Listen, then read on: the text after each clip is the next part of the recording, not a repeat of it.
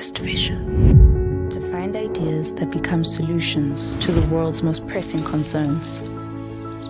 Innovation and creativity are the sparks that ignite to transform lives and society, and these need space to grow.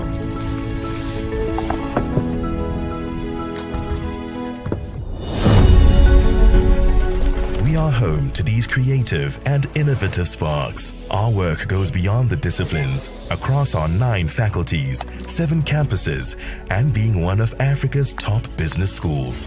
As an African global university, we stand proudly among the world's top universities.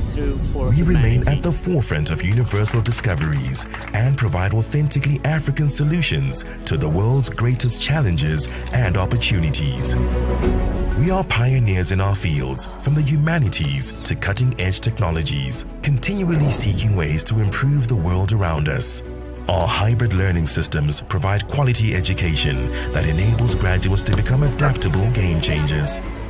We have molded nearly 500,000 alumni who have made their mark locally and internationally, and we continue to inspire and equip our students to uphold our firmly rooted culture of excellence.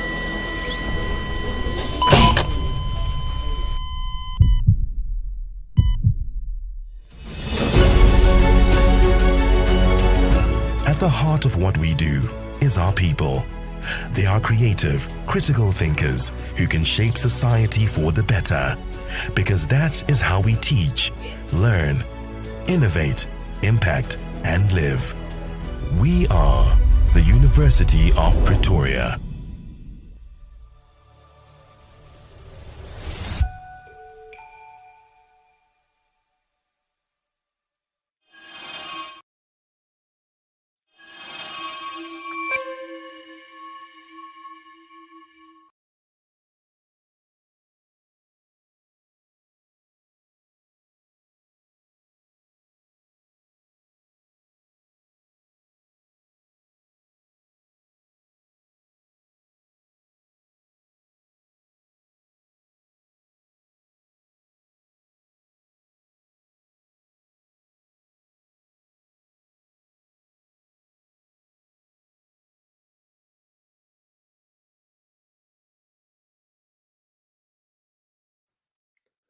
Hello, FreeCad community.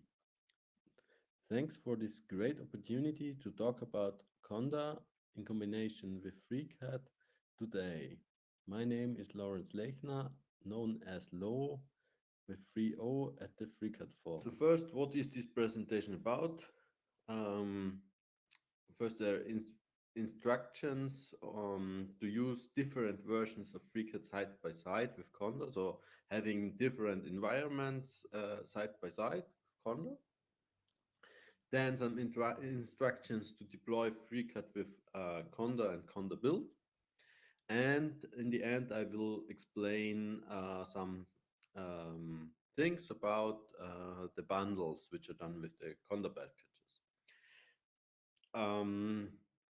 Bundles are basically compressed environments bundled together and shared as one file.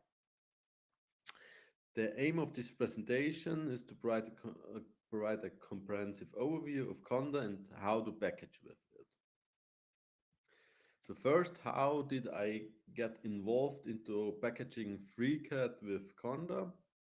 First, we started with, we were passionate paragliders, and we started to develop a open source Python program for paraglider design, which is called Open Glider. Then we looked for a graphical user interface for Open Glider. We choose FreeCAD and created a FreeCAD workbench.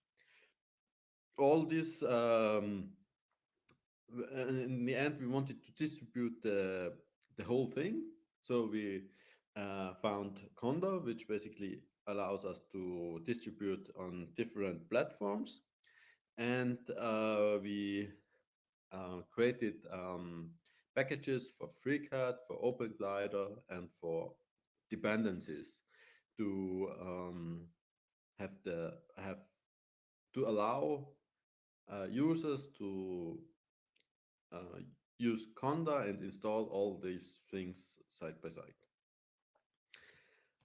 So first, I want to start with a little graph which should explain the dependencies of FreeCAD. Here are the main dependencies. There are more, but this is only a illustration to get some feeling for what a package manager does.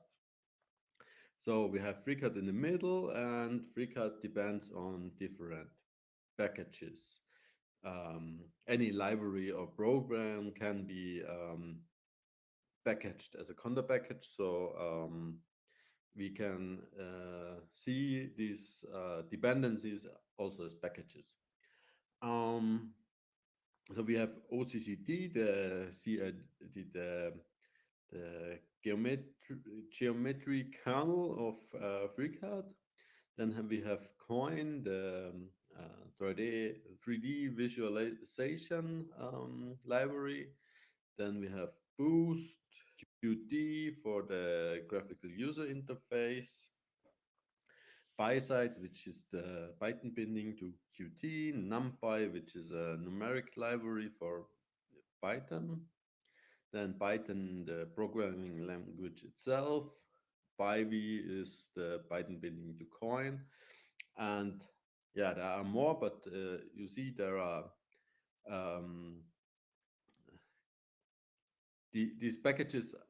Um, FreeCAD needs these packages to work correctly.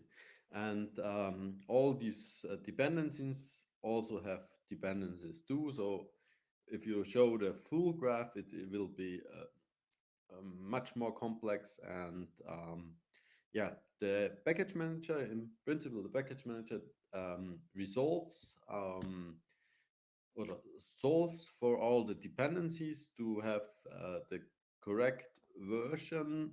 And um, so in the end we have an environment where FreeCAD is installed and all the dependencies with correct versions. So basically with the Conda package manager here I have two illustrations or icons. For on the left is Conda, on the right is Mamba, which is a newer package um, manager which should replace Conda in the future. So you can choose either to use Conda, which is not or which is less fast, or you can choose Mamba, which is a faster replacement for Conda. And with these package managers, you can create environments, which is the basic principle of the Conda or Mamba package manager, to create environments. And in an environment, you can install any package. So here we create a FreeCAD environment, and the package manager resolves all the dependencies and installs these dependencies. Now, what can you do with the package manager? What are the commands you can use in the command line with the command line tool? Um, you can create environments. You can remove or install packages. You can also remove environments. So you can remove environments, install packages after you have created an environment into this environment. You can update packages inside an environment, and you can activate or deactivate environments. So why to choose Conda Mamba? I mean, there are a lot of package managers available for Linux, for example. But why do you choose Conda or Mamba? First, it's cross-platform, so you have the option to install it on Linux, OS X, Windows, on different architectures. Then it's cross Python. Multiple Python versions are supported by Conda, and also for FreeCAD, there are lots of dependencies we use in FreeCAD. Um,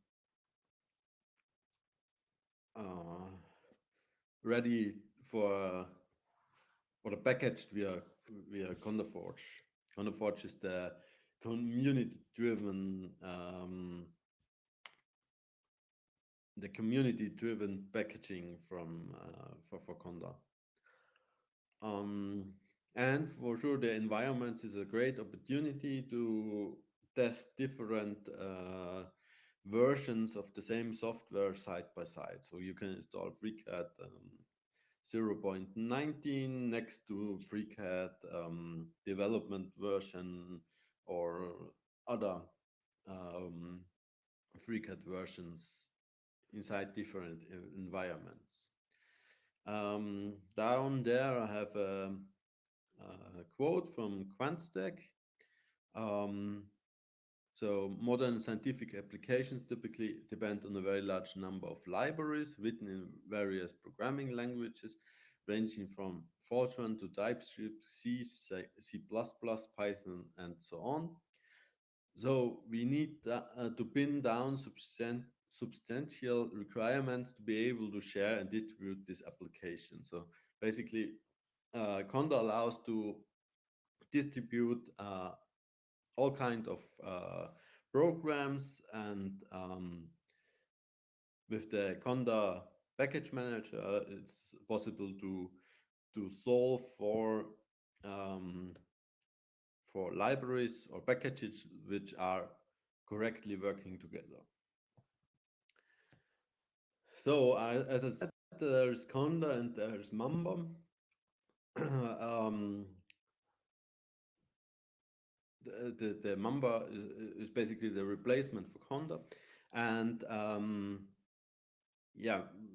So the question is, which snake should I use?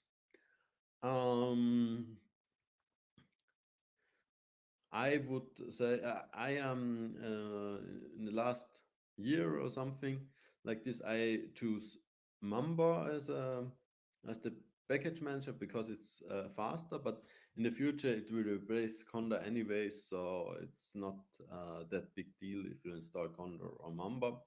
But yeah, the starting point is always minimal a set of packages, which is either Miniconda or Micromamba. You can choose either of them. Next slide, I have for the three main different systems, I have listed the ways to install the Micromamba. So you basically download shell script and call this shell script. And the shell script includes all the packages needed for the minimal Conda installation. So I'm not going into details. I will share this slide or the slides anyways, so you can look up and yeah, but it's also very easy to find this these downloads in via Google or something. So once you have installed Conda, you can start with creating a new environment. For example, here I have shown the way how to create a FreeCAD environment. So we use the create command. So Conda create, then the option N is for the name. We name the environment freecad, and we want to freecad to be and all its dependencies to be installed. So we choose freecad as the package, as the main package we want to have installed in this environment. And we choose the channel, which is ConnerForge. The minus C means means the is the option for the channel. Or if you want the latest FreeCAD version, you can um, again use the create command to create the environment and install and choose FreeCAD, but now also list the FreeCAD labeled dev channel to get the latest weekly builds.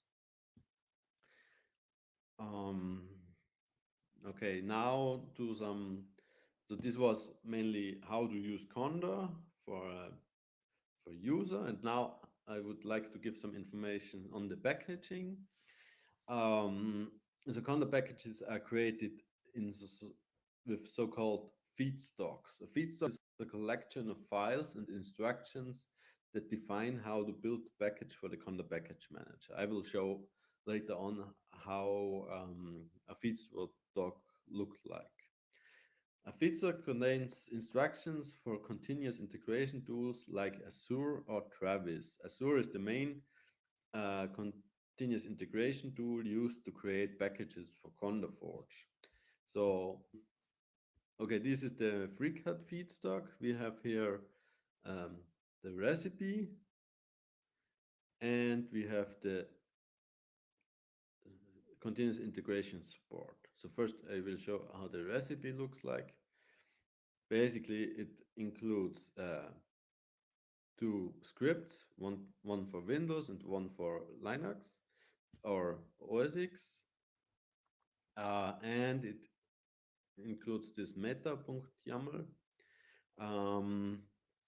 This is the most important file.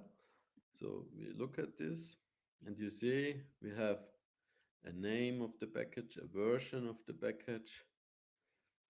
Then we have some patches here, the download, where we get the source of FreeCAD.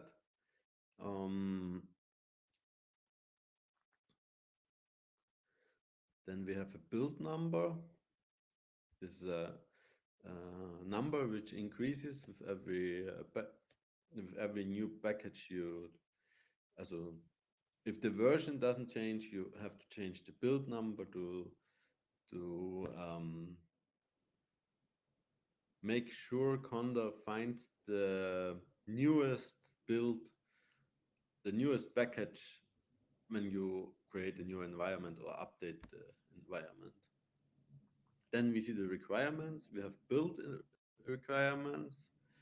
We have host environments, which are the main host dependencies, which are the main dependencies used for the build procedure. And then we have run dependencies, which are the dependencies necessary to run FreeCAD. So as we see here, we have Qt, OCT, OCCT, then we have VTK, and some others, PCL, and so on, Matplotlib.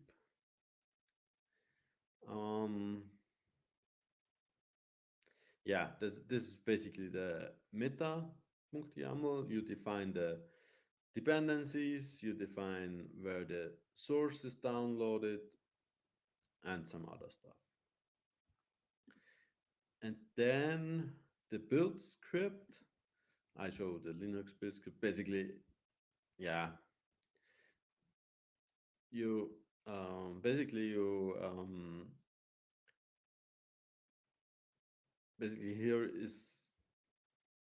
here is listed the commands to build FreeCAD. Here we have a lot of options because building FreeCAD via Conda, you need to um, it's a bit difficult. You can't use CMake without options. You need to make sure everything works within an environment. So some you need to find some um, file paths, basically, where to install FreeCAD, where to look for libraries and so on. Yeah, this is basically the build script. Basically, if it works out of the box, you just need to do CMake point like this, or point because we first changed directory to build directory. Okay, this is the build script. Now back to the presentation. Where's the presentation? Yeah, okay. I wanted to show something else. So this is the build script, and now we look at the SAE support. So we have here a list of supported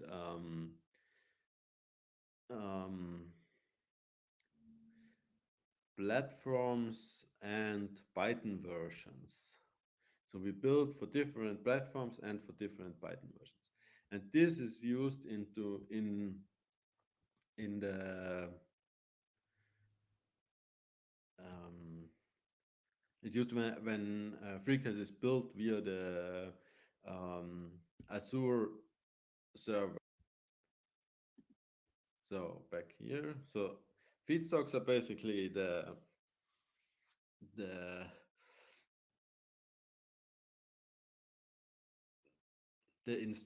feedstocks have the instructions how to build a package via continuous integration tools and upload it to anaconda.org, where all the packages are stored. Feedstocks are a product of CondaForge. So it's CondaForge organize and organize all these feedstocks. So in the next step, I would like to, so you have the option to build packages via the Azure servers, as I showed before, via the feedstocks, but you also can do this locally on your computer. And to do this, you basically use conda build.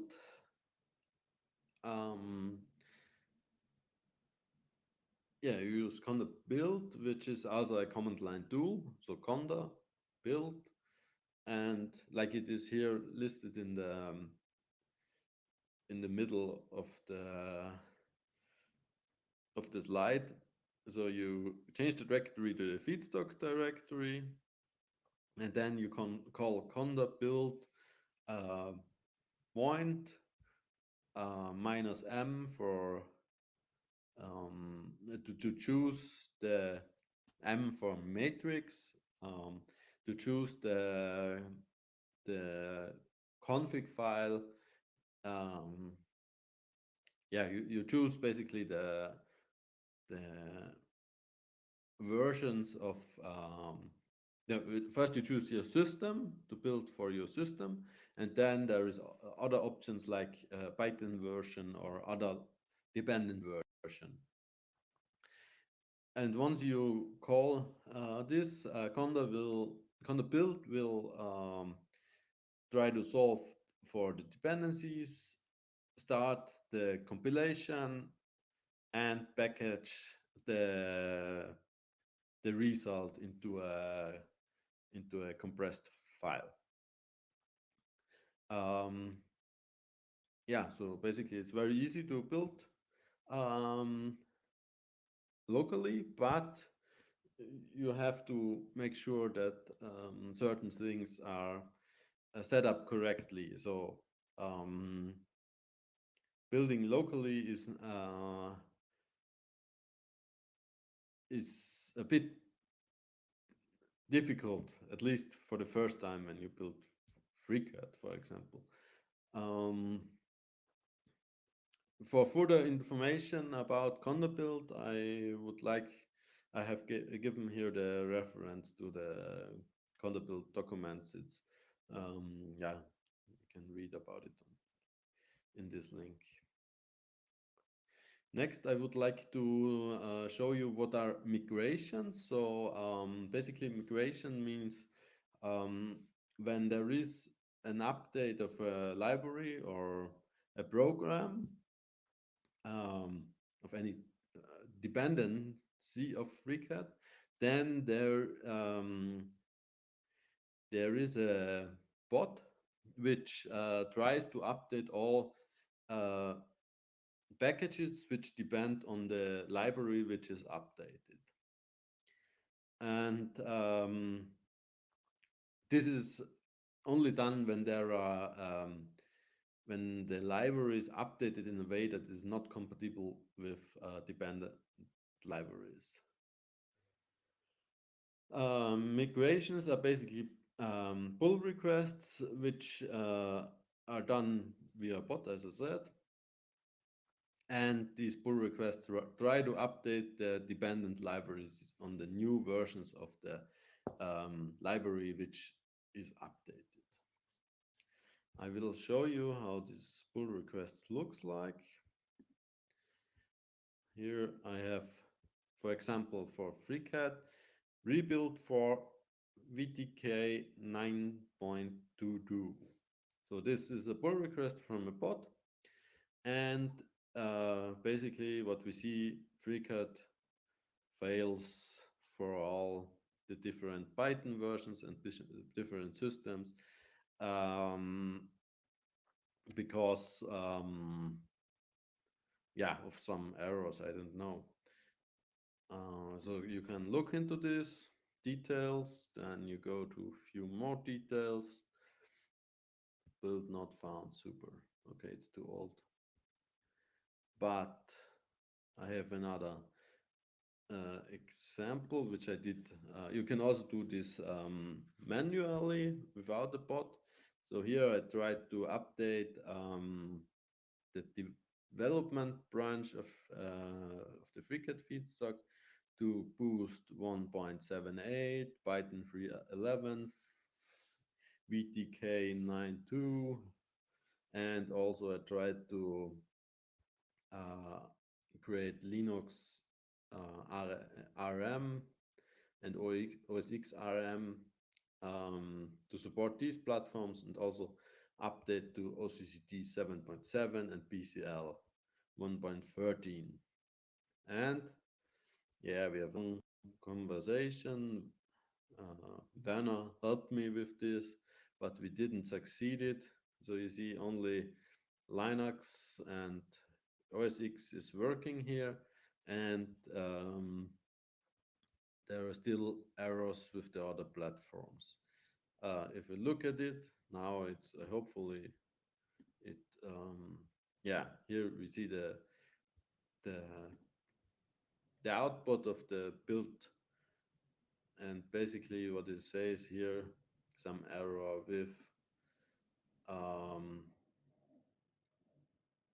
for Windows there is an error with the update to the boost 1.78. Yeah, so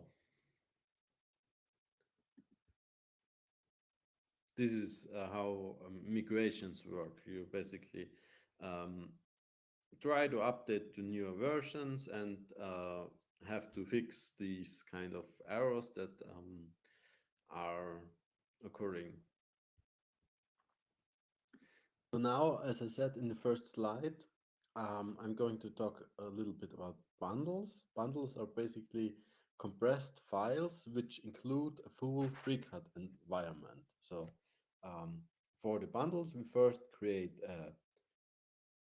environment where we install FreeCAD and all its dependencies, and then we use some scripts to bundle this environment into app images for Linux, DMGs for OS X, and zip files for Windows. So with bundles, it's possible to skip the whole pitch I explained before, installing Conda, installing and creating the environments, and it's possible to run FreeCAD directly. You just download the app image, DMG, or the zip file, and make it executable and run FreeCAD. Yeah, so this is the basic idea of bundles, and we provide bundles for the development branch of FreeCAD on a weekly basis. 2 times a week a new bundle is provided, and also we provide it for the releases of FreeCAD. So basically this was my presentation. Thanks for your attention. Thanks for all the people working for FreeCAD. Also thanks to the people working for CondaForge who helped me a lot with the packaging of FreeCAD and its dependencies. And also thanks for the opportunity to give this presentation today. Thanks and have a nice day.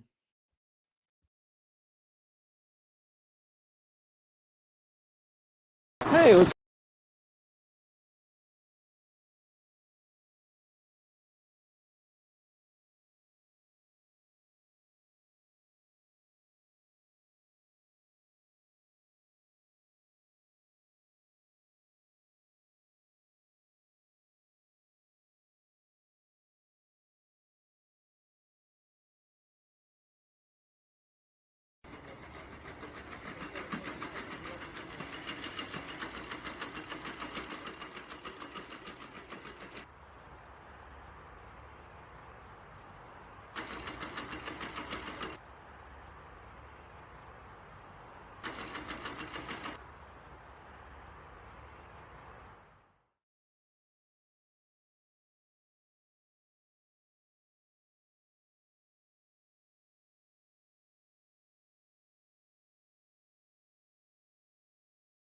Hi there, my name is Alex, and welcome to my presentation. Today I'm going to be taking a look at FreeCAD's Fasteners Workbench.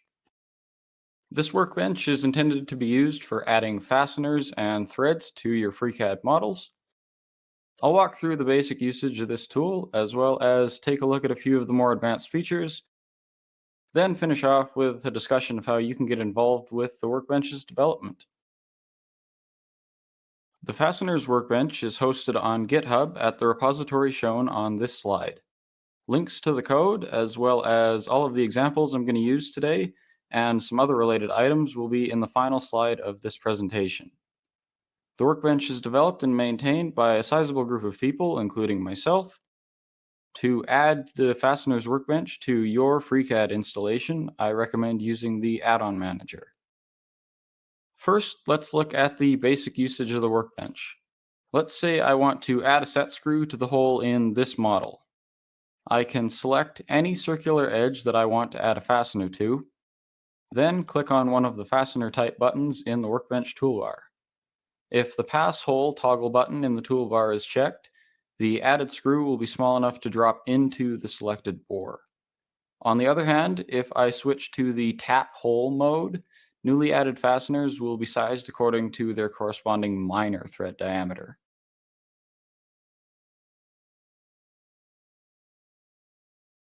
If I want to change the properties of an existing screw, I can select it in the 3D or tree view, then use the Properties Manager panel to update the length or the diameter or the type of the fastener.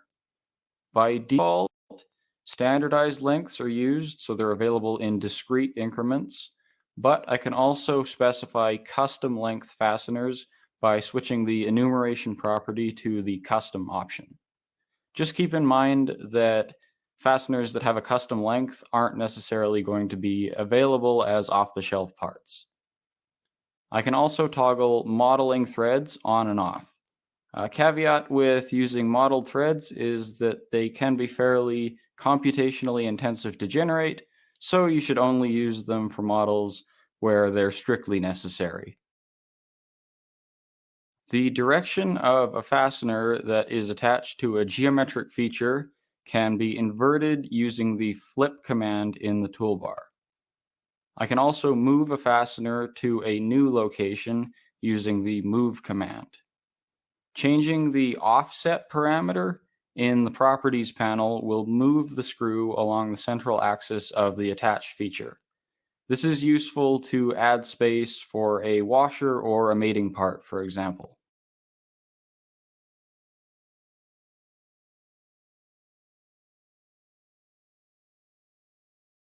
Another feature of the fasteners workbench is a set of commands to add modeled threads to existing parts. Let's take a look at how to do that. This part is a kind of stub shaft, and I want the shorter side of it to have an M30 thread with a finer than normal 2mm pitch. I'll first add a screw die object to the active document using the appropriate toolbar button. I can change the diameter and the pitch to match the shaft that I want to create, and I will set the length property to be as long or longer than the section of the shaft that needs to be threaded. I'll also make sure to change the object to use real modeled threads. I can then use the transform tool to position the thread cutter in the correct location relative to the base part.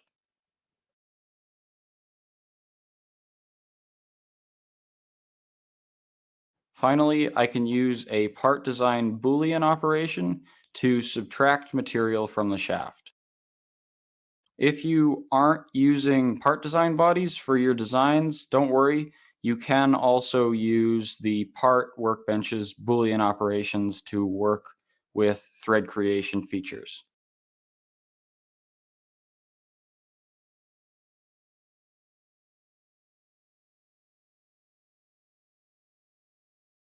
Let's take a quick look at some of the secondary functions of the fasteners workbench.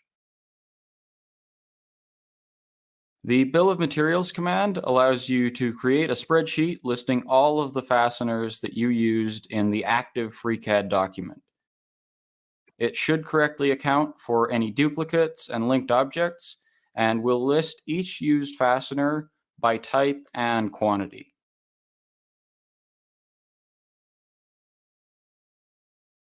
There is also an included command to add countersink and counterbore features to existing holes. However, for the most part, this functionality has been superseded or replaced by relatively recent additions to the part design hole feature.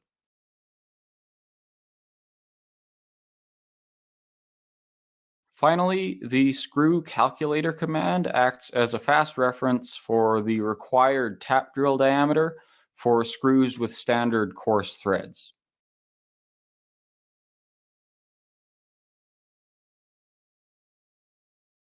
If you are interested in getting even more functionality out of the fasteners workbench, one way of doing that is to combine it with one of the available assembly workbenches.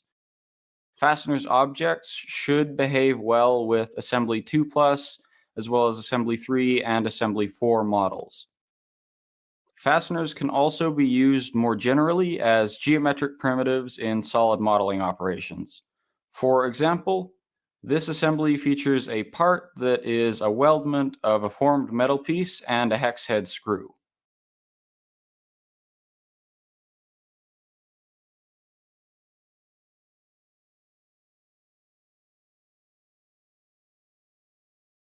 If you are interested in getting involved with the development of this workbench, there are a few ways to do so. If you are comfortable programming in Python, consider opening a pull request on GitHub to add a new type of fastener. We've put quite a bit of effort into making the structure of the workbench's code modular so that a new type of fastener can usually be added with only a couple lines of Python, as well as some CSV tables that specify the dimensions of the fastener. If you're not comfortable with programming, a well-written issue on GitHub asking for a new feature or documenting a bug is also appreciated. And that is everything I have to show for today. This slide has links to the Fasteners Workbench repository, as well as the main FreeCAD forum thread associated with the workbench. All of the examples I showed today were created with FreeCAD version 0.20.2 and are available to download. If you have any questions about this talk or the workbench, feel free to reach out to me via GitHub, the FreeCAD forum, or by email. Thank you for watching.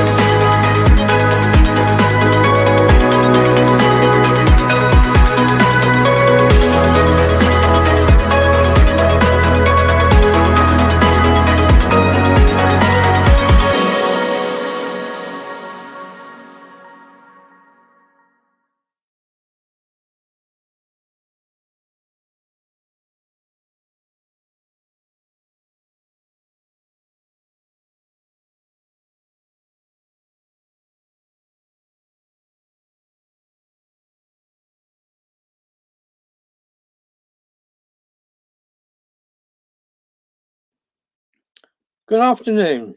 I would like to introduce myself. My name is Keith Sloan. I'm one of the two main developers for the freecad GDML workbench, which I'd like to talk to you about today. But before I do that, I would like to thank the organizers of this conference with its very laudable aims of developing engineering skills, enhanced safety standards, and infrastructure that will remain safe and fit for purpose. I think freecad's engineering related workbenches also have a lot of potential to enable sustainable development. I hope and am sure the conference will be a great success and kickstart a great future for freecad in such an environment. Let me introduce the main areas I wish to discuss in brief. Monte Carlo simulations, definition of the required geometry for the simulation, introduce the GDML workbench, cover some of its important facilities, mention some of the users we know about.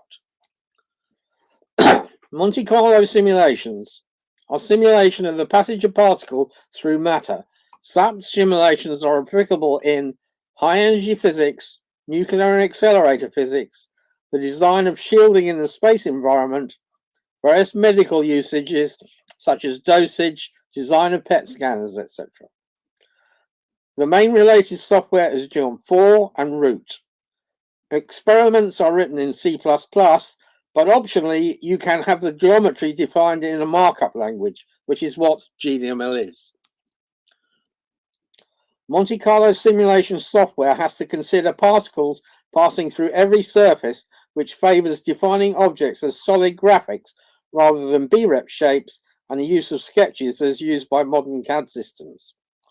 One can create tessellated objects from these, but these often have large number of facets which have implications on simulation times. Looking at the GDML geometry definition, you have a defined section which defines various constants, position and rotations. You have materials which are quite different from FreeCAD's materials. These materials are defined in terms of their atomic properties. Solids, which I will talk about in the following slide. You have volumes. A volume defines one solid and one material and has an optional number of physical volumes.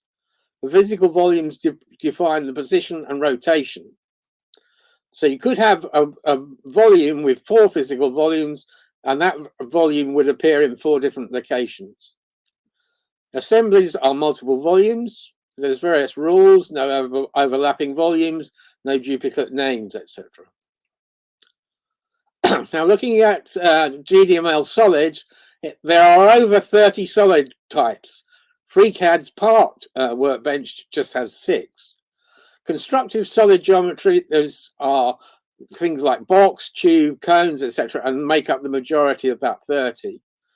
There are some CSG-like, such as polygon and polyhedra.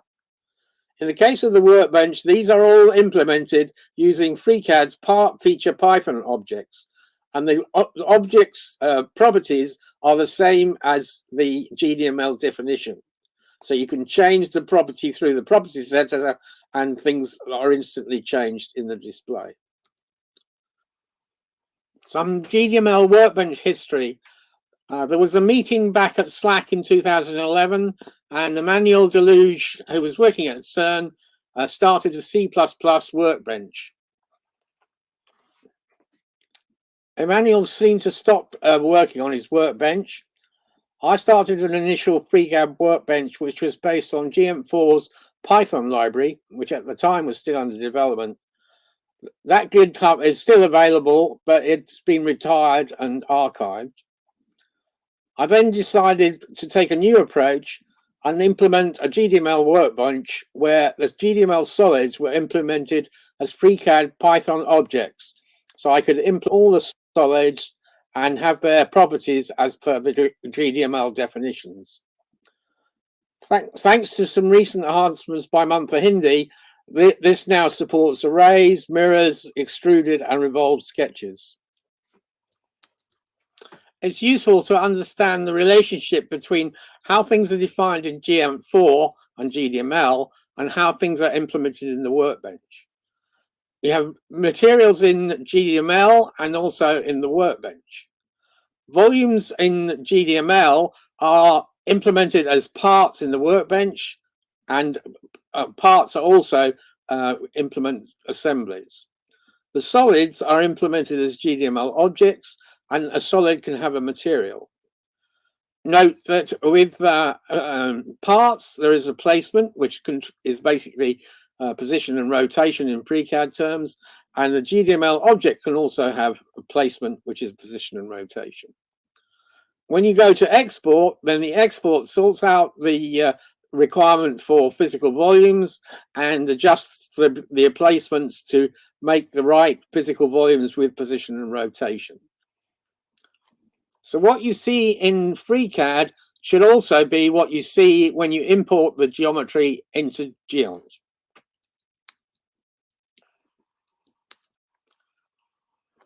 To create your GDML geometry, you first have to set up the GDML environment within the workbench. You do this by activating the GDML workbench and then opening a new file. This will bring in a whole load of GDML definitions, and you should end up with a screen that looks like the screenshot on this foil.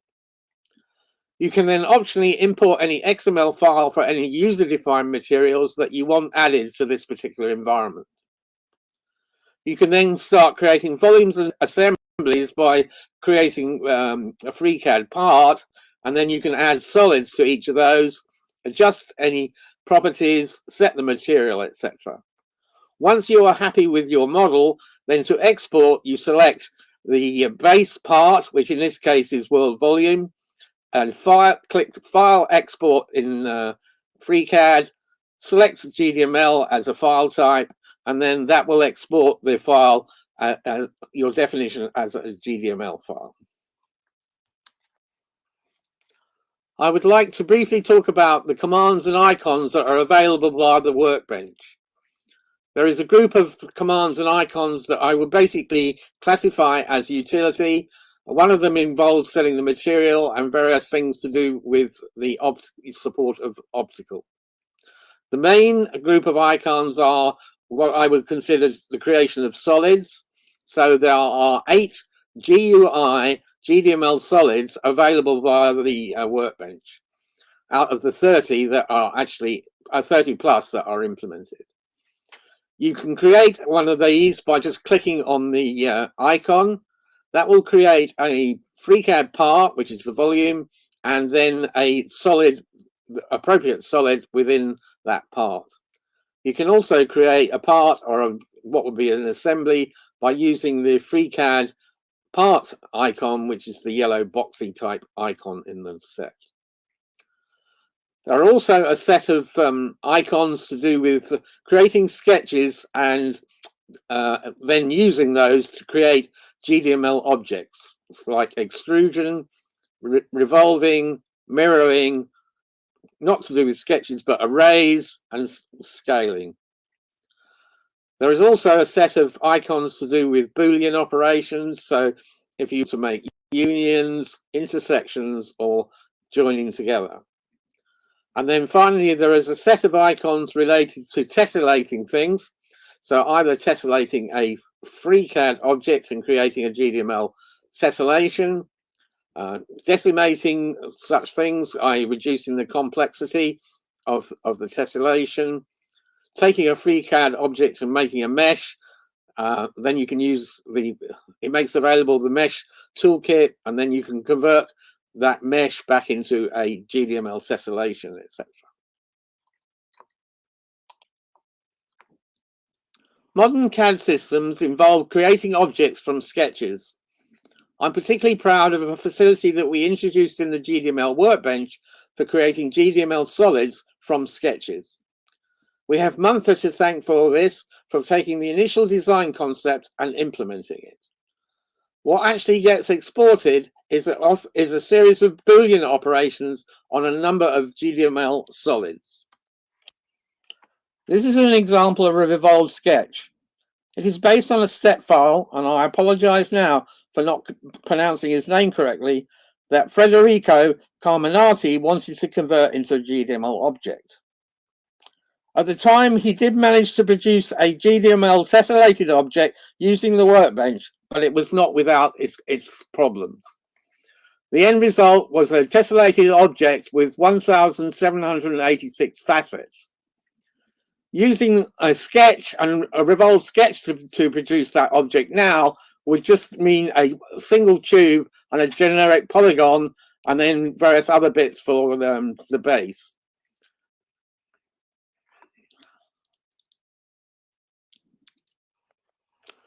This is another example of the use of extruded sketches.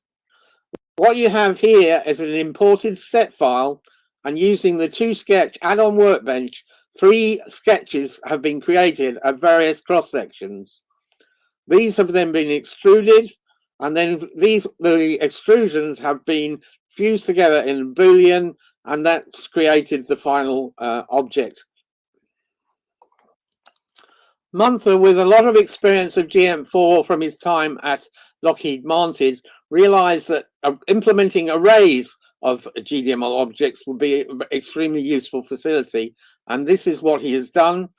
They're exported as a multi-union, which means they're that much more efficient. The workbench offers a number of facilities for creating GDML tessellated solids, either directly from freecad objects or from meshes, and also manipulating those tessellations. One of the tessellation facilities is called GMeshMin. This first of all creates a mesh from the object and then uses GMesh recombine to reduce the number of facets. It does this by combining suitable triangular facets with cog facets. The screenshot shows Federico's step file, which has been GMeshMinned. This produces 1,799 facets and 1,623 vertices. This is very similar to the result he obtained by using numerous processes in the workbench in the past. When creating a geometry, there are a number of modes of working. There is the option of creating GDML solids directly. There's the option of using freecad sketches, which you can then extrude and revolve. You can also design things in part design and then tessellate them, and you would then set the material. Or you could import that file and allocate materials and tessellate that. Optical support. We did have a request to add optical support, which we have done, but it does involve creating a couple of external XML files. You put your matrix definitions in an XML file, and when you import that file, it will create spreadsheets within the optical section of the model. You have to do similar thing for the surfaces. You create an external XML file with the surface definitions and then import those. Having imported the XML files, you can then use the workbench facilities to set a skin surface or a border surface for any of the volumes within the design. I'd just like to say a couple of things about import and export. If you import an XML file, then its definitions are added to the current design. You can do this for materials, a combination of a volume and a solid. You can also export XML. So for example, if you select the materials group, then file, export, and XML as a file type, then it will create an XML file with just those materials in it. You can then use that file within a different design. Exporting GDML, you can do that by selecting a world volume or an individual volume, then file, export, and choosing GDML as the file type. Other information. We're moving towards having installation work information in the README and usage in the wiki. Users. The GitHub repository has about 22 stars, and 8 or 10 users regularly clone after we do updates. We have 1 citation, thanks Lou Hillary, and we would like more. So if you use the workbench in your research, then please consider adding a citation. As users, we have researchers in the GM4 collaboration and also Harvard Medical. We are aware of a number of PhDs and master students who've also used the workbench. Thanks. Many people have contributed to the workbench, and we couldn't have done it without their help. I'd particularly like to thank Mantha, who has now become a major developer and made a lot of contributions in the last year or so. Future. We'd like to attract some youth so that Mantha and I can do some mentoring. We'd like to add command line scripts, user-defined materials, add more solids that can be created by the GUI, and check for overlapping solids, plus various other enhancements. In summary, the GDML workbench can be used to create geometries for import into GM4 and root. The workbench does this by allowing the construction of CSG objects, where CSG is constructive solid graphics, the use of such objects along with freecad's array, mirror, and point cloud, the use of sketches, which can then be exported or evolved, and these end up as exported booleans of CSGs, plus various facilities to enable tessellation of objects to create GDML tessellated objects. Thank you for listening to this presentation.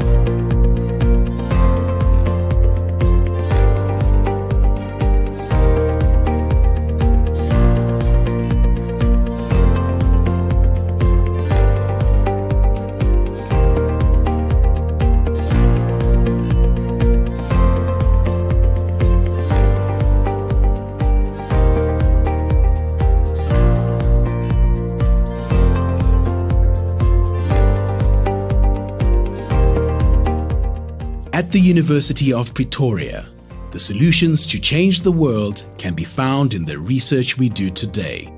Make today matter.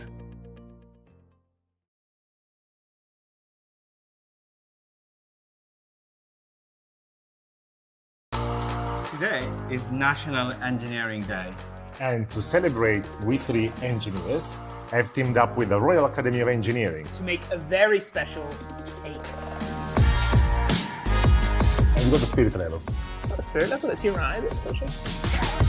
The Royal Academy of Engineering has given us a challenge. Today, after many weeks of careful design, we are working together to engineer a jaw-dropping, working, edible clock. We have called it a time to celebrate engineering because National Engineering Day is to celebrate the engineers. That's perfect. That's engineering for you. Tastes good? This cake is all about the past, present, and future of engineering. It marries beautifully the antique look with a modern style. It is very ambitious. And to make things a little bit exciting, we're holding a National Engineering Day party for a gang of engineers we brought together, because what's a party without cake? But they're arriving in a few short hours, so we better crack on and get engineering. Beautiful. Perfect. National Engineering Day is so important because we need more engineers to do the essential work that is often overlooked. We need many more engineers than what we've got today because engineering touches every single aspect of our life. And that could be from climate change and net zero targets to electrification of our transport system, which is what I work in. And we need engineers for doing so many other things like inventing new toys, Making apps to help people with brain injuries live fuller lives. Building robots. Designing splints to help people walk pain-free. And let's not forget baking cakes. Because even something as simple as baking a cake requires some engineering skills. starting from designing a perfect oven that you need to bake your cakes uniformly, to planning, to process controlling. The precision and the fine detail in the execution. It's all about engineering. 24.6. 24.6? Perfect. When we first sat down to make a cake, we wanted to acknowledge kind of the past of engineering as well as the future, and that's where this theme of time came up. We wanted to have this contrast between old school on the front and really new and vivid cake design on the back. Crucially, there is a functioning mechanical clock embedded into the cake, which will make the hands move as if it was a real clock. We've got some hidden cod detailing in the side. We've got edible tweel hands and a wood effect chocolate face on the front. We've got Giuseppe's stunning isomalt dome that's drawing visitors from around the world. And we've got Rahul's fantastic royal icing on the outside, which is really going to set off the design, as well as those sugar paste mouldings. What a team, look at this. Teamwork is very important, especially in engineering field. And who else could I want on my team than two other fantastic bakers? We've got really tight margins, and we want a stunning, precise result, just like a real engineering project. If I have a tiny whisk, you can have a tiny special. Size doesn't matter. Save that for the OnlyFlans. I was in charge of making the sugar dome. Sugar in general is a very tricky beast to tackle because it's very temperamental. It's very susceptible to humidity, and its viscosity, the state of the matter changes dramatically with the temperature. So you're going to have to hit exactly the right spot, and that takes a lot of trial and error. For the tweel clock hands, we want a really precise shape, but because they harden so quickly when they're fully baked, it's really hard to cut them when they're brittle. So taking inspiration from engineering, we par bake them. This would be the equivalent of annealing a metal, say, in engineering, cut them into a final shape, and then put them in the oven to finish baking. When you do the realism paneling, you need to make sure the structure of it, it's all those little bones are there. So when you, say, create a panel with, say, 20 centimeter by 25 centimeter, it actually holds up. If there is any weak points there, it will break. And that's all about engineering. Mental note, never bake with engineers ever again. The engineers? They're here. Just on time. Oh, hello. Please, come in, come in. Follow me. Hello, come on in. How are you guys? What do you think? Wow.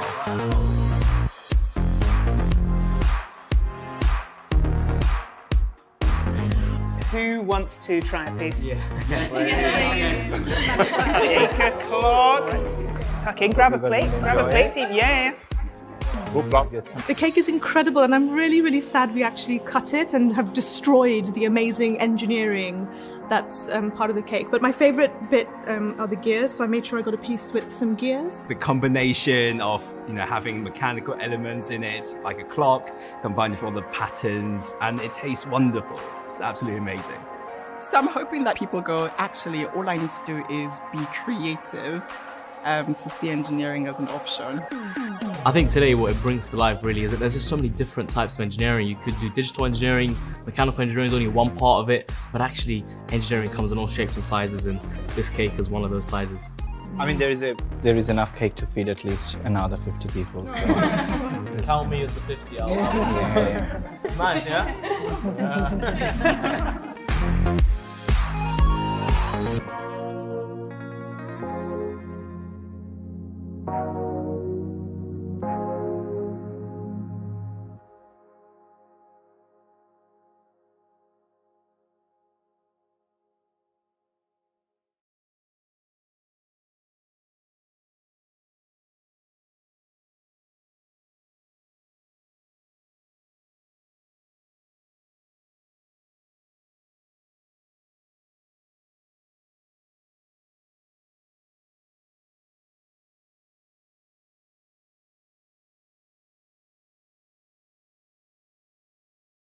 Hello friends, good afternoon.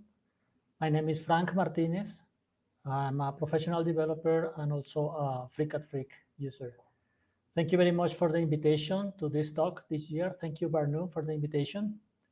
I was invited to talk about Mars Workbench. This is a tool, a module, extension module for freecad that helps in the design of electric guitars instruments. This is very short, so let's do it.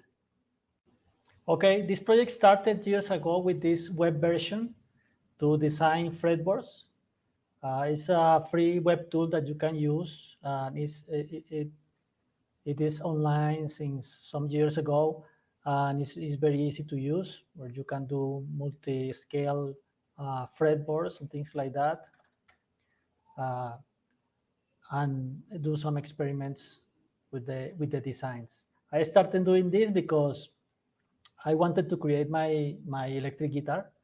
I am also a maker. I used to make things, robots, electronics in general, guitar amplifiers, instruments, all kind of things. So I started doing this web version, and at some point I decided to go 3D.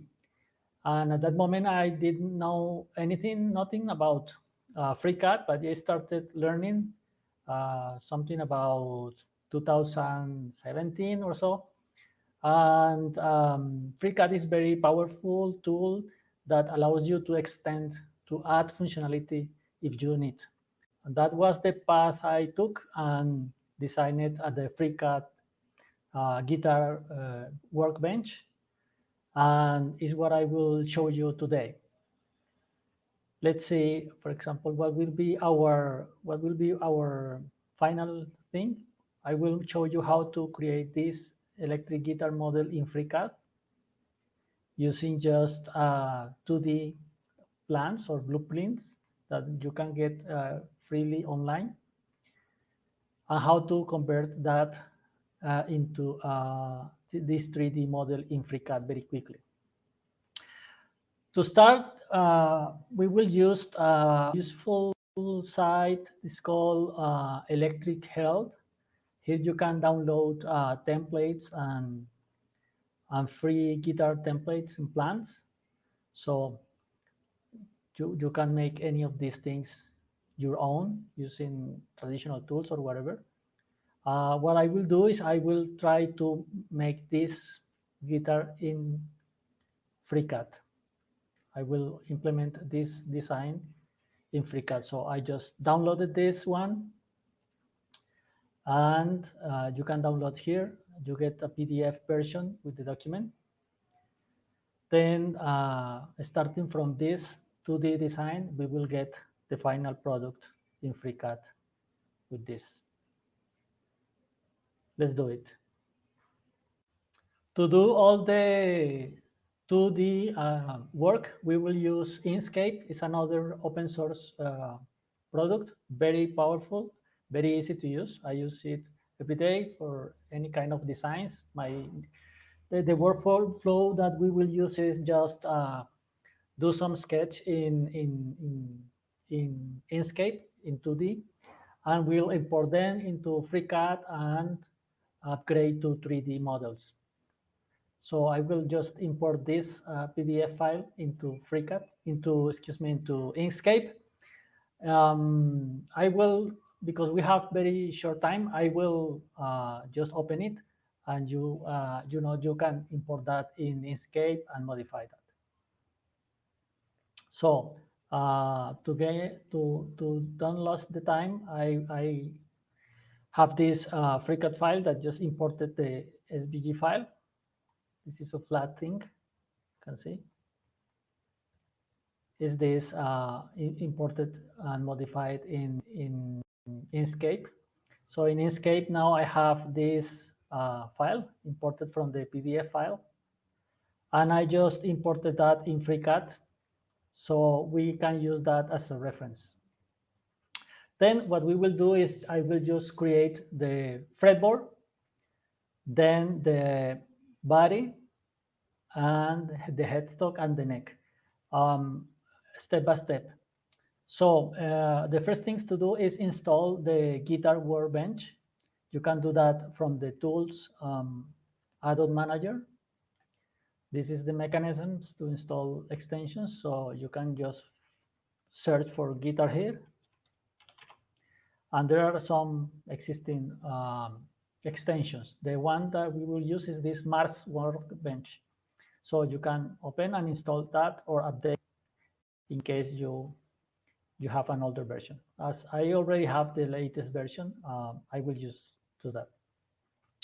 So the next thing is to activate the workbench. It's here in the workbench list. That's Mars Guitar Designer. And that's it. It activates this, this toolbar that you can use to do all the things step by step.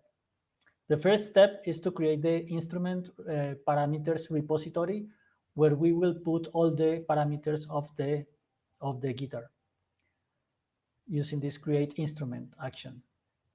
It just creates, it does nothing, just create this parameters database with all the parameters required to create the model. The next thing to do is start adding the 3D parts. The first one is usually the fretboard that contains all the math related to the intonation, scale, and all these things. So we will check what we need. The model that we are working will be some 24 frets guitar with bolt-on neck, 25.5 inches, and this is the design. This is the body, this is the headstock shape, the fretboard inlays, and we will try to replicate that in FreeCAD. So the first thing to do is what we already did, importing this into Inkscape. So to have something like this. Then we eliminate all the rest of the things and just have one reference design in full scale, and then import that into FreeCAD. So we have this imported thing. On top of that, we start working. So the first thing is to create the fretboard. The fretboard is fully parametric. So as we know that this is 25.5 scale our design. I have some notes here to the measurements required for this specific design. So let's start adjusting that. So the first thing to do is we need to verify the scale. In the scale parameters, this is 647.7, that is exactly 25.5 inches scale. So this is okay. The next thing to do is this size of the nut, width of the nut. It's based on the string distance in the nut position. For this specific design, string distance in the nut is 36 millimeters.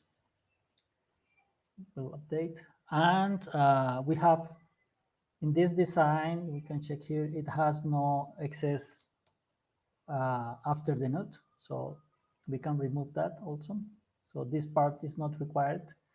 So we'll just remove that. So in the head fretboard, we can remove the start margin. Okay, and we can also remove this, making the nut more deep. So note that something like 8 millimeters. Okay, that's the first thing. Then we need to be sure that the distance here in the, we need to adjust the width of the fretboard at this position. For this specific thing, you can see here that it is not. I will make this a little transparent to have more. Okay. We need to adjust the fretboard to the dimensions here. So basically, I know that the bridge sides, the string distance for this design should be 55 millimeters. So we find the neck, the bridge here, and adjust this thing. Okay. And let's see what happened with position. Okay. And we have some margin here to complete after the last fret. So we can add them in the fretboard margin, end margin, 3 millimeters more. Now it's matched the 2D design. It has 24 frets. Let's do this. We have this 24 frets fretboard, 25.5 inches scale, and that's it. Let's keep simple for now. So let's continue with the body. For the body, what we will do is just import the shape from the SVG file. I have this shape here is also extracted from the PDF. This part of the PDF. But I imported that into Inkscape here and just added some information to the contour and all the cavities that I need to carve from the blank. So the Mars workbench knows how to cut the piece. So just import that. So I will just import a body shape. First create a shape, a body blank. We will create this blank piece of wood that we will use to extract the body. So we can import the shape. So I have this body here.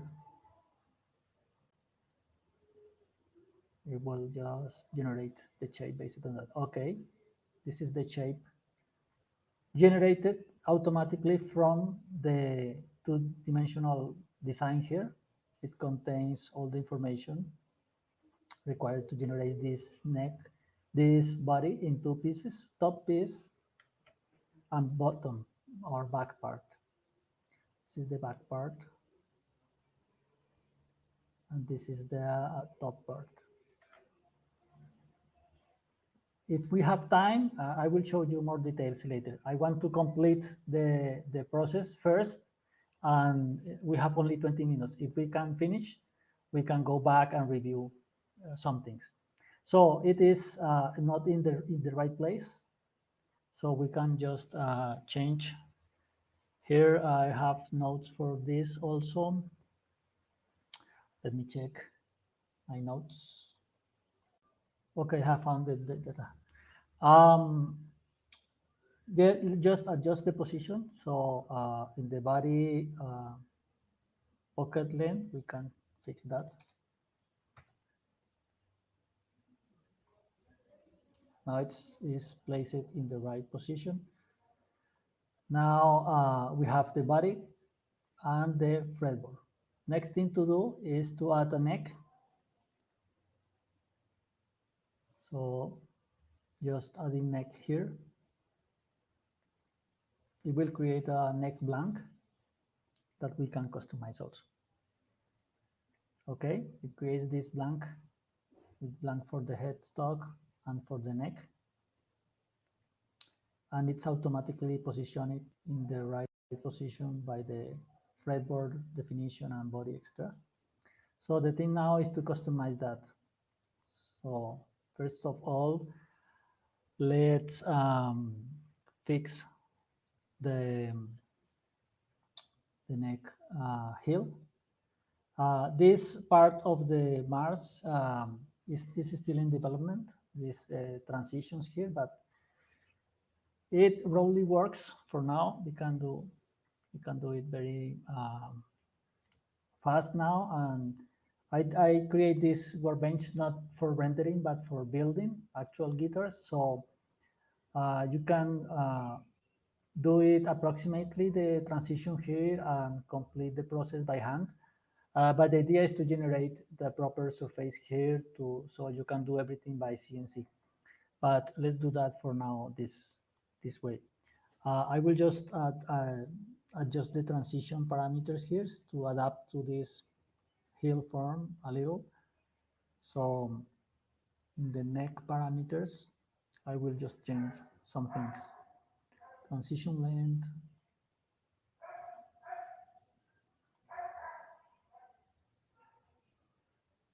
Something more. This. And tension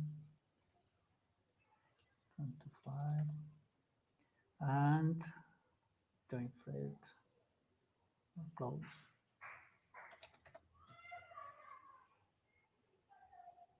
And that's it. This is the approximation of the heel. It will be better in the future, I promise that. Then we can concentrate in the headstock. The headstock will also be input from the SVG file. So now this is the headstock shape that we imported from here. We can just start using that directly in Mars. So just import, let's say, because okay, now we can import the headstock shape.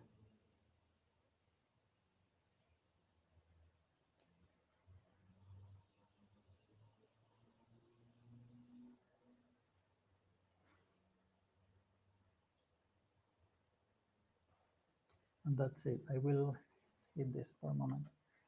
Okay, this is the headstock. It's imported from the SVG files with all these cavities and all these things. And this neck also has is I will hide the fretboard. It has its truss rod. We can also customize because it's custom here.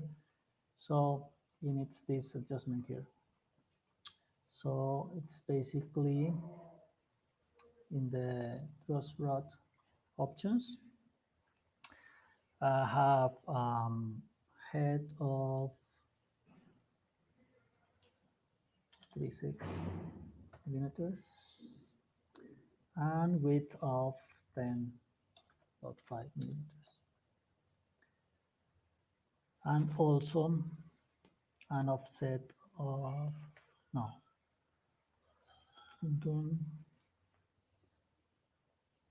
let's see what happened. It should update it, okay, but it's a little more of that.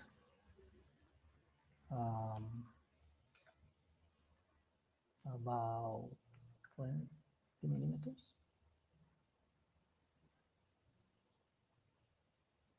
Okay, that's it. This is the truss rod channel. fretboard. And that is the complete guitar. No, one thing's missing, the inlays in the top of the fretboard. This one has this single circular inlays here. Current version of the Mars does not support this kind of inlays in the side of the fretboard, but always on the midline. So I will just put some custom inlays there. I have created this one, this kind of moon inlay, one foot per each fret, and in the 12th fret we have 2 of them. This is also an SVG file with, you can change whatever. So just import that and you will see their template in place.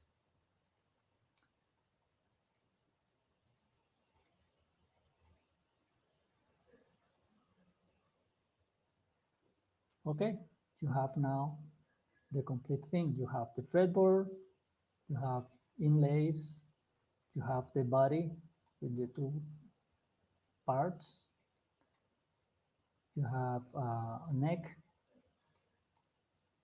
and the headstock.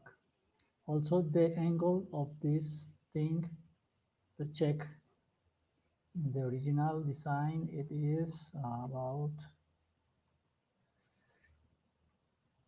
10 degrees, so we can adjust to exactly that. In the headstock angle, 10 degrees.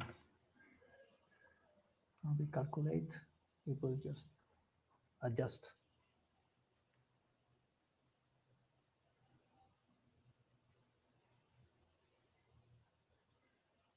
Done, okay, now. So then you can start customizing things at your own. This is the basic stuff generated by Mars Workbench.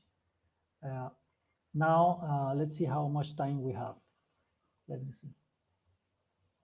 Okay, time's over. There is no more time to talk today, but we can meet anytime in the forums or by Twitter or maybe in another videos on YouTube on my channel. Thank you very much for listening and thank you for the invitation. Bye, see you soon.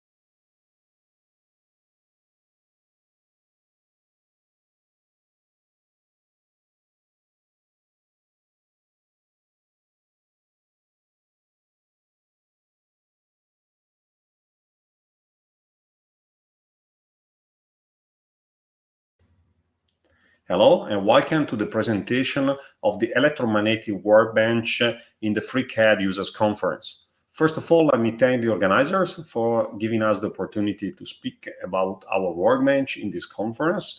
Who we are, we actually distribute open source solvers for electromagnetic problems since more than 20 years.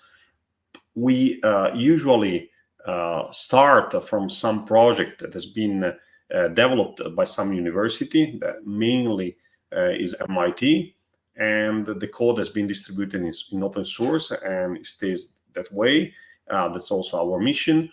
And we provide all the support, customization, fixes, as well as all the tools that are needed to make it easy if you want to use those solvers. The solver we distribute, and also our name is well known if you want in the environment, so you can look up in Google Scholar fast field solvers. You get more than 200 papers citing us. You can also check the name of one of the main solver, which is Fast Henry, and see that you get more than 2,000 results. So there's more than 2,000 papers that has a fast Henry as a citation. Of course, that goes to the credit, of course, of the original authors, but we played, I believe, an important role also in making those solvers available and usable. What we distribute, which kind of software we distribute. So there's a class of solver which are used to extract the capacitance in 2D and 3D. So mainly you're deriving a capacitor, okay, or a capacitance. That's very useful if you have to characterize packages like IC packages, or maybe if you're working with touch panels, you're working with the ICs and so on and so forth. So there are really a large class of problems you can address. That's just an example. There's another class of extractor that works instead in the magnetic field. That's for extracting 3D inductance and resistance. So mainly you extract a resistor and inductor, or if you want a mesh of them. The usage mainly is for power electronics, of course, for, again, characterization of packages or low frequency calls, etc. That class of extractors work in the low frequency domain. So they're so-called magneto-quasi-static or electromagnetic or electro-quasi-static extractors. Means that you don't have field propagation, you don't have antennas, just to be clear. We also support another extractor, which is a full 3D full wave extractor that's called fast imp. This one you can use for higher frequency. So you can, for instance, design RFIDs, so the codes that are used for tagging, I don't know, the shirt that you buy in the different shops, and automatically you can see the price. Okay, so all those softwares are developed in open source, so you can see the code, you can proof check the algorithm which is behind, but they have a cons. The problem is that they're, if you want just a solver, right? So if you look, for instance, at the fast Henry input format example here, just like in this file, this is a text file by which you need to define all the parameters, mainly the geometry, as well as, of course, all the parameters that are needed for the simulation, just like the units or the type of material, and so on and so forth. So this is not very friendly, if you want. So you can create, for sure, manually this file. If you have a complex geometry, you may use a script, but not very user-friendly, right? So we developed, actually, the electromagnetic workbench for freecad. Point is, our task is not to develop a CAD software. So actually, freecad is much better choice than anything else we could develop in that respect. We are interested, if you want, in the solution part. And so freecad was perfect as a choice, as a front end for the field solvers we distribute. So the electromagnetic workbench is available as an add-on, is a workbench, is downloaded from within freecad. It has a fast Henry interface fully up and running. That means you can extract inductance and resistance. There's also a Vox Henry interface in beta. What is Vox Henry? Is again an extractor for inductance and resistance, but based on voxels. What are voxels? So the basic element with which you work is a block, is a cube, is a voxel. Voxel is the 3D equivalent of a pixel. If you ever played Minecraft, you know what a voxel is. I mean, the block in Minecraft is actually voxel. And also there's support for faster cap and fast cap, which are the capacitance extractors via some scripts. So that's not fully developed at the moment. So we'll see in the next to come, if you want, evolution of the workbench. So let's now have a, if you want, a short review on how to install. Of course, having the solvers is a precondition for using the workbench. So you may use the workbench without the solvers, but okay, you just generate a text file, which is not very useful for anything else. So first of all, we recommend that you download and install the solvers. On Windows, you can do that by downloading the FastField Solvers bundle from our website and install the bundle. Very simple. On Linux, there's not a bundle. You can download the sources and compile them on your own. You still find the link on our website. There's also some pre-compiled binaries for some Linux distribution on wrcad.com. And you can also download FasterCap, which is our own solver from FastField Solvers, if you're interested. And then you can install the Workbench as usual within FreeCAD from Tools, Add-on Manager, right? Okay, so let's see how it works. So let's start here creating something. For instance, we create a circle, and so get the inductance of a circle. So let's make as a radius 25 millimeters. We need it to be open, so we can create an electromagnetic port if you want on one side. So let's create a circle. That's the basic element upon which we will mount the fast Henry geometry. Then we enable the Workbench here. We create a solver element for fast Henry because we want to run a fast Henry simulation for extracting inductance and resistance. The fast solver element here contains all the high-level parameters for the simulation. You can understand what I mean by looking into the documentation of fast Henry. That's a precondition, knowing how fast Henry works to understand what you need to fill up here. But trust me, if you want, I'm just inserting some parameters. You can see anyway, you can quickly understand some of them. So that's the minimum frequency for the simulation, the maximum frequency of the simulation, the units, and so on and so forth. Then we need to define a fast Henry geometry. We would use the circle as a basic, if you want to shape a basic path for a series of segments, which are the main blocks that are used for fast Henry simulation. So let's create something which follows the path. In this case, a circle. You can see that actually we only have 3 segments because by definition the path has a discretization in 3 segments. We can make them 20, for instance, or I don't know, 10, whatever you want. Okay, so let's start with 20. So that's resembles actually a circle. Okay. You will see there are some red dots, which are the nodes that are connecting the different segments together. Also in the path here, we'll see each of the segment has a certain height and a certain width. Okay, now we need to create a port, an electromagnetic port. That's where we actually inject the signal, inject the current.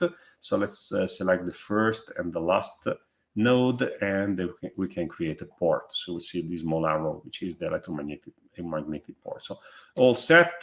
Here we can also define in the solver the folder in which the Workbench would create the file, and so we can export and create the file.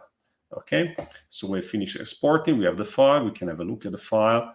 Here, that's the fast Henry input file with the name with the file. So you can see we have a nice text file that's actually representing the structure we defined in the Workbench. So we can simulate that structure within fast Henry. So starting with fast Henry, let's run a simulation here. So we get the same file, okay, and run it.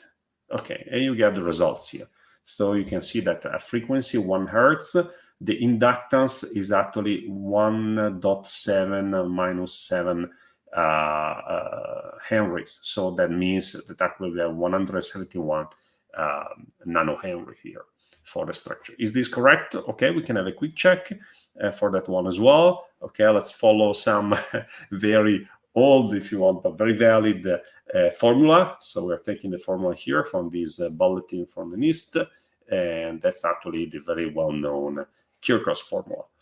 So let's take, if you want, an Excel file already prepared for you. So the formula we're going to use is this one. You may remember that the radius of the circle was 25 millimeters. The cross-section in this one, because actually we have a square cross-section here. The segment is a parallelepiped, and so we have an equivalent radius. And you will see that the inductance actually is 1.73, let's say, Henry. So where's the difference? Okay, it's very small, but there's a difference. So you may argue why. Okay, let's try to refine the discretization here, because you remember this is not actually really a circle. Okay, so let's make it, if you want, more discretized. Let's go 40. Okay, so that's actually much better in terms of discretization. And you can see it's very easy now to change the geometry since you have the Workbench. So let's export again, overwrite the previous file. So now we can run a simulation and see the result. And so now you see that we are quite close to the result that we get from the analytical formula. Okay, let me open it up. Okay, 72.9, 72.3. Okay, so it's quite close. You may also appreciate that going up with the frequency, the inductance lowers. That's correct because of the skin effect. So you can see that the simulator is able to represent, if you want correctly, the behavior over frequency. What else? Okay, that's for the fast-end resolver. As we mentioned, we also can support VoxHenry, which is a solver which is based on voxels. So let me show you how it works. It is very similar to, if you want, a FastHenry, but the basic shape is a voxel. So let's create a part, in this case a 3D part, just like a torus, for instance. Okay, and then we switch to the workbench again, and then we create a VoxHenry simulation, VoxHenry solver element. So you can see again we have the file name, folder, okay, the other parameters, and maximum, minimum frequency, and so on and so forth. And then we can actually assign this one as a conductor. Okay, so first of all, we do this one becomes a conductor. The torus, okay, is a conductor. Okay, this one is a dummy one. Okay, so you may see that now we have a block here. That's because voxelization will, in principle, take time if the discretization is very fine. And so we want to avoid that one. We just represent, if you want, the space in that taken by the torus. Okay, so you can see it inside. We want to discretize it to see how the voxel looks like. So we can voxelize the conductor here with this option. And we still don't see the voxel. We see it's voxelized true, but we want also to show voxels. So voxels is false, so let's turn it to true. And now we see the voxelized conductor. So you can recognize quite well, if you want, a kind of Minecraft-like structure. So that's the structure we can simulate by using VoxHenry. Okay, just as a sake of an example. Okay, well, now we're approaching, if you want, the last part of the presentation. Let me return to the slides here. So what's coming next? First of all, we would like to integrate fast solvers control within the workbench. What does it mean? You have seen that now I launched the simulation from outside the workbench. So we just created the file, and then we can launch with external solver the simulation. It will be very nice to be able to launch the simulation from within the workbench, show the log and the results, and even visualize the results. So for instance, for the capacitance, you may have the charge densities. Today, this requires fast model, which is actually another tool we distribute, but only for Windows. Is a kind of oldish, if you want, and was born to allow also 3D modeling. Actually never made it, so we left it to the, if you want, real-time visualization of the text file describing the geometry. And it's very good if you want for visualizing the geometry. So let's make a very simple example here with fast model. We can open the FastHenry file that we had before created. Okay, so we have it. You see that the keywords are even colored, and then you can see here actually the coil. Okay, but that's not for modeling, it's just visualization. Okay, so you can check if your input file is correct within FastModel. Next is extending the electromagnetic workbench for full support of also the other solver we distribute. So FasterCap and FastCap for capacitance, and FastImp for the higher frequency. We're seeking sponsorship in that respect, because of course, if anybody is willing to provide help in that respect, we'll be happy and glad to accept it. The same was done for the electromagnetic workbench for FastHenry, with a company sponsoring the development, and actually you can see the results. We also intend to complete the support for VoxHenry, because as of today, the voxelization relies on some slow brute force algorithm. Of course, there are much better algorithms which are well known, if you want, but it was a prototype, so with no intention to be the best and fastest algorithm. You may also know that freecad at the moment is not very good in handling voxels itself. Okay, that's all another topic, but actually you need some level of development here to keep it fast enough within the workbench. And of course, for all those parts, we are seeking any kind of sponsorship of development in the open source community, meaning that everything we do has the intent to be open source and stay open source. So we're, I won't say against, but we are very much in favor of the open source. And so with this one is all. So I thank you very much for having followed our presentation and hope to get in contact with you soon.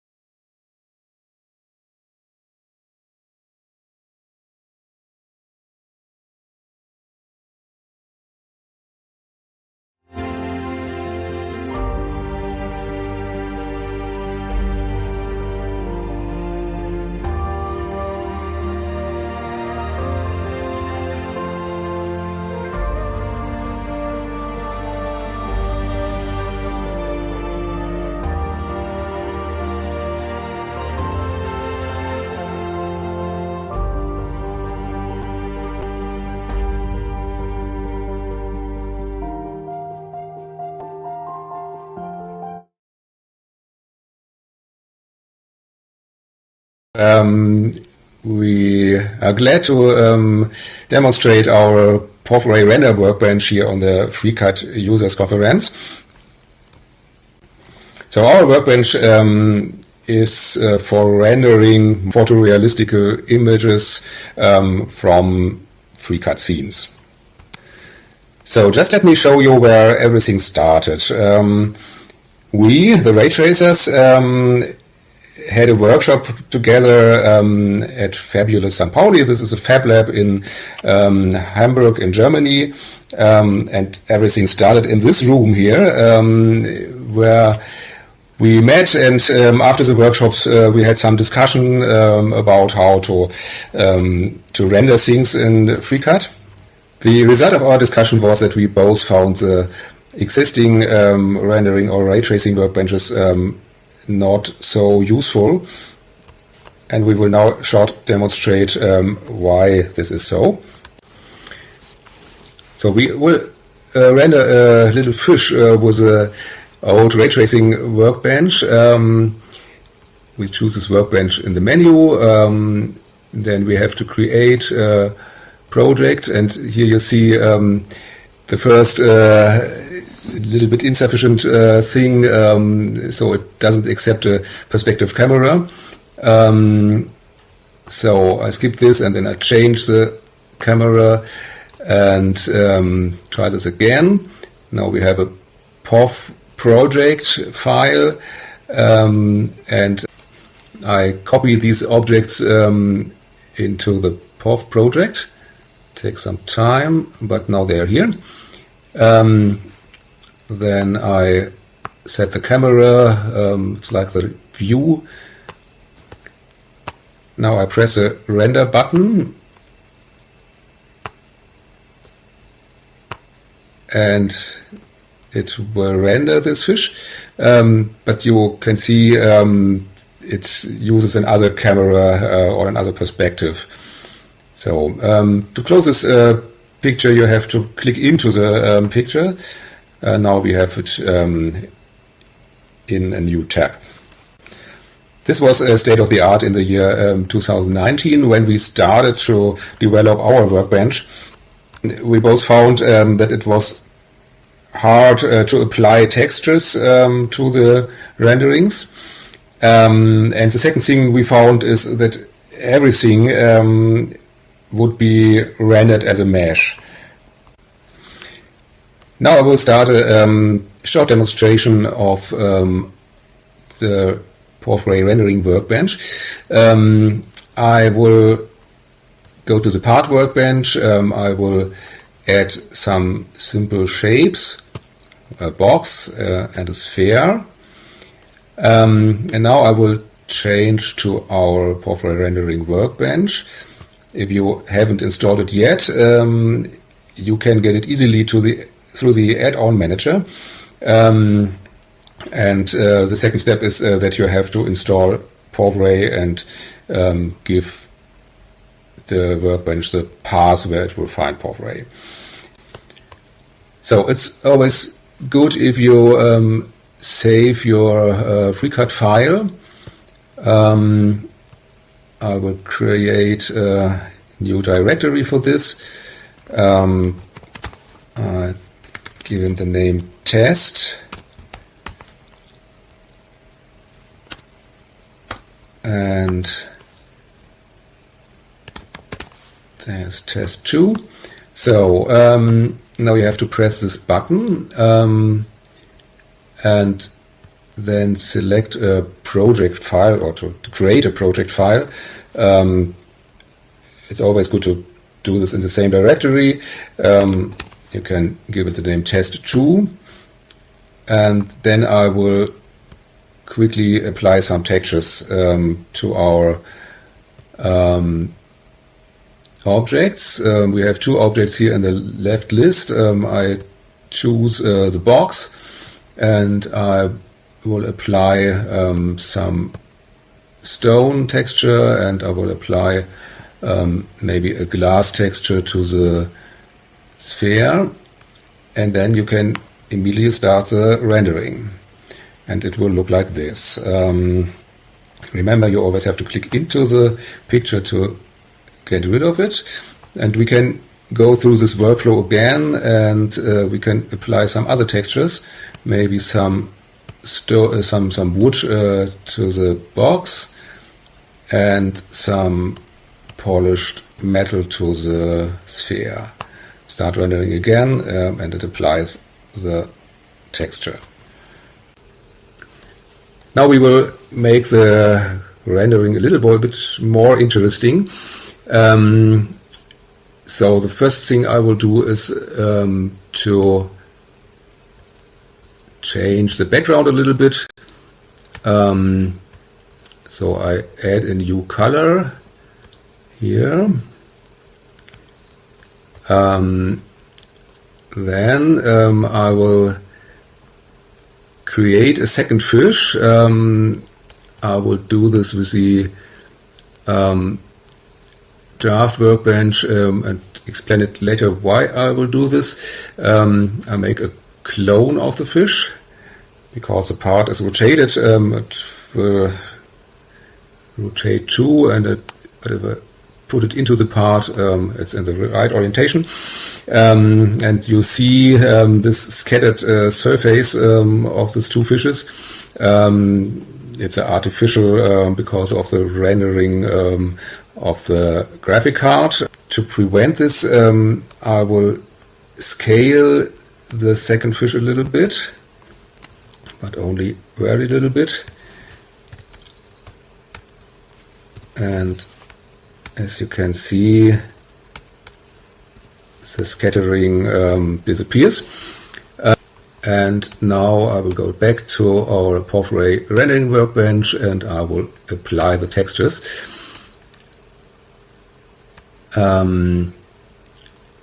The white part of the eye will get a stone texture. For the inner part of the eye, I will use the color of the object in freecad. The fish will get some very interesting pattern here. and the second fish will get the milky glass textures. And now we start rendering and see that is a very interesting picture and result. You can see now I created two fishes in the same position. The red stripe is the inner fish, and the glass texture is the outer fish, and both is matched together in this object. Now we will go a little bit behind the scene. I will close the rendered image by clicking in the middle of it, and then I will change to the directory of our project.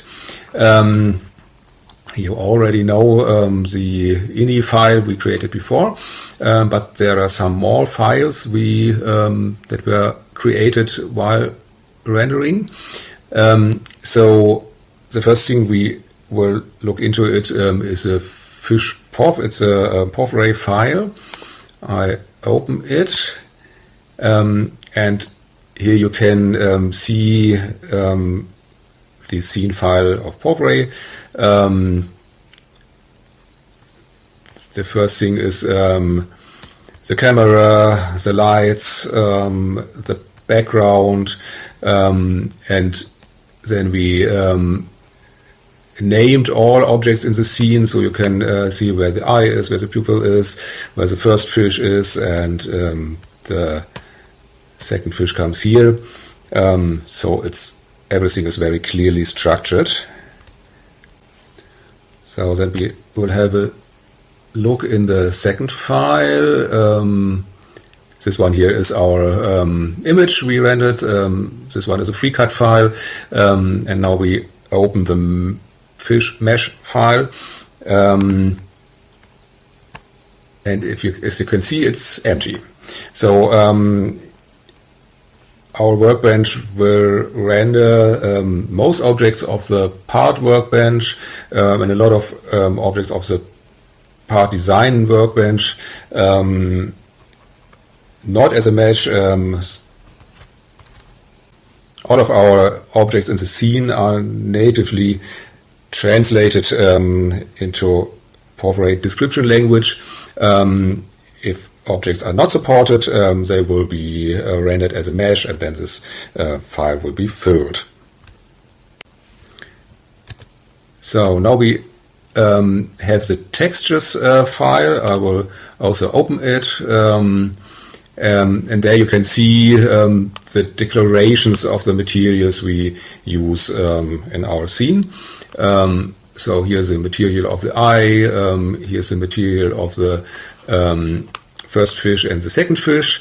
There's no declaration for the middle of the eye because there we use the color from our POV ray file. So the last file is a user ink file. It's a very interesting file. I will open it, and you'll see it is empty. This file is interesting not because of it's empty, but you can put your own scene descriptions here.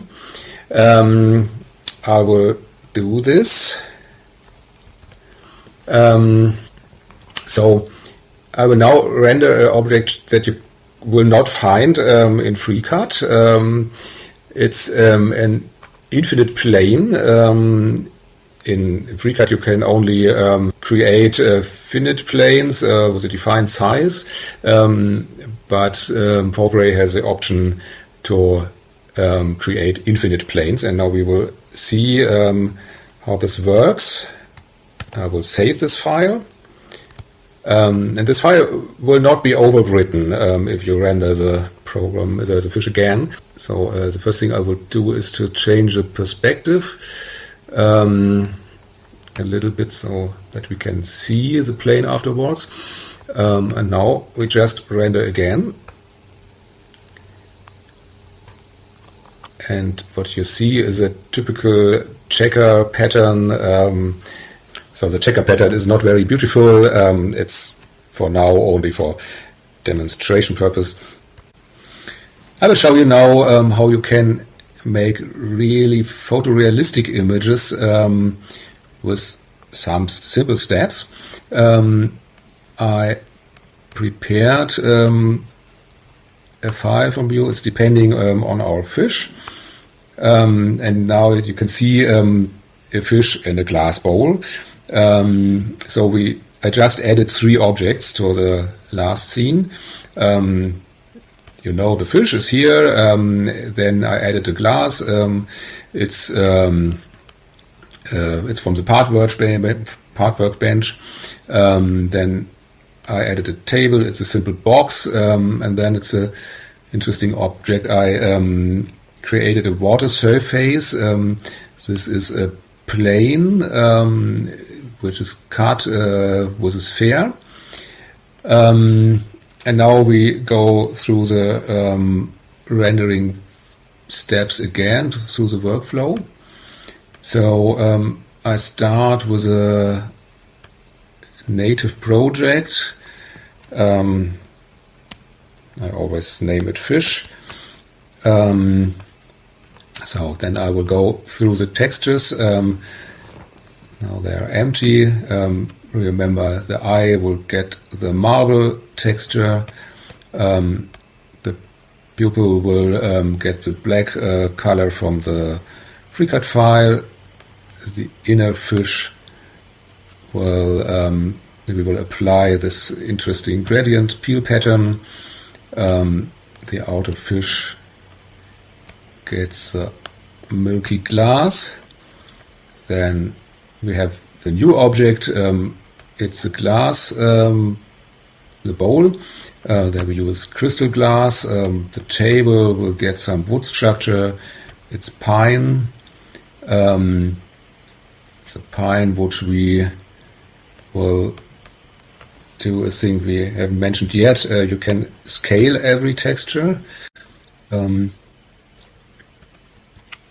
will apply some values there.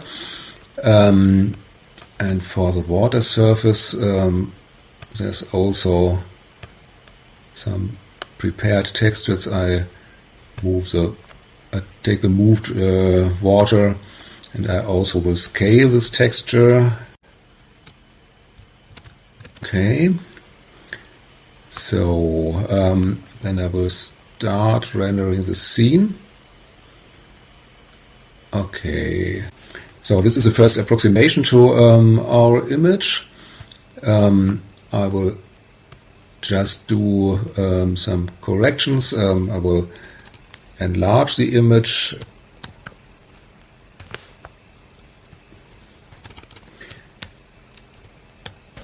Okay, and I think I will give the table, I will scale or rotate the texture a little bit around the Y axis, maybe 45 degrees. We will look how this works. Okay, and maybe a little bit translation would also be good. I'll take 50 and I start rendering again, so you'll see the image gets larger. Okay, so now we will do something very interesting. We will add an HDRI image. I prepared 2 of them, and now I will start rendering again. And now you see our fish and the table and the glass are in an environment. So the interesting thing in HDRI files is that you can move around in the scene. And if I choose another rotation, I will have another view on the scene. Okay, so we keep this. And now we will add some lightning. You can choose 3 kind of lightnings. I will choose a point light. This will be in the middle of the scene now, and I will translate this. You can't see it because it's only a little cross. It's in the middle of the fish. And now I have to guess where the light comes from. I think a little bit from upwards. So now we render again and see the influence on our scene.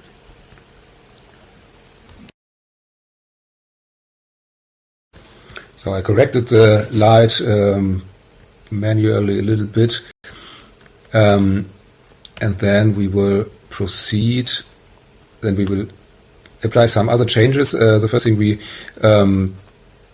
will skip the freecad light. If you start rendering, freecad light is always from direction of your camera, so from the direction of your view. I also wanted to change the table a little bit. So it's always an approximation. And then I go to the next step. I will use indirect lighting, and I use the outdoor high quality light, and I start rendering again, and now that will take a little bit more time.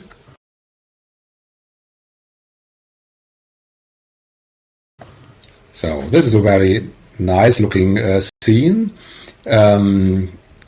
So I just will do 2 little corrections. The first thing, the fish was a little bit too dark, so I will add another light, and I will transform it again. So it should be inside the glass, but outside the fish. The light should not be so bright. I can change this, or the color of the light. Here we just change the grayscale, but it's also possible to use colored lights in the scene. So this is a little bit darker, and I will also do this with sunlight, because the table was a little bit too bright. It will not match so good with the scene. Okay, so I will render this again.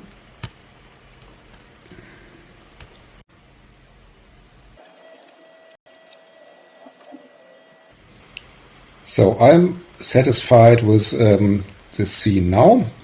I think it looks really nice. So to finish this, we will have a short gallery where you can find some images we rendered with our workbench. It's not only artistical photorealistic images, also technical drawings and so on.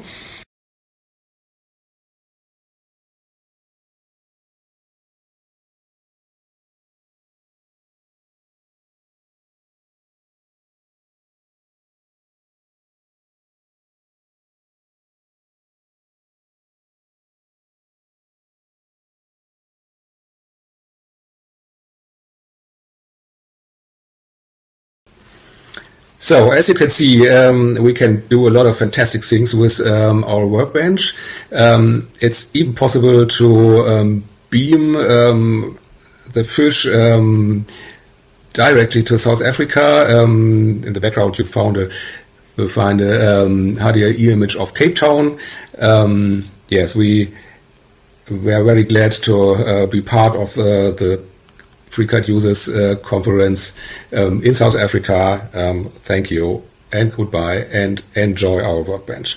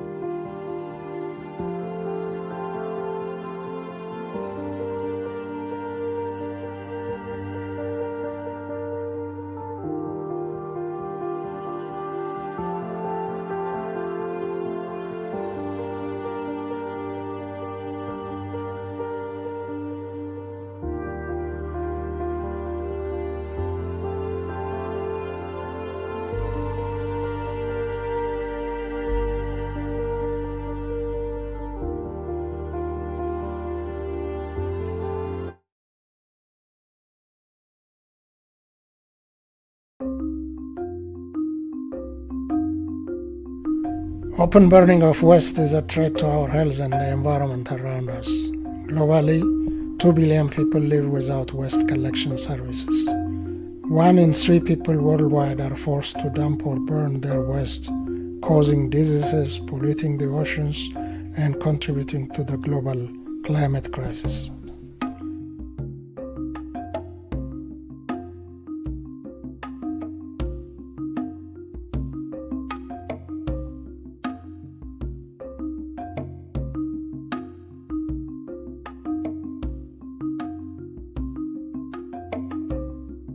Burning has always been practiced as a means of getting rid of waste, and without proper waste management infrastructure, millions across the world still resort to this method of disposal.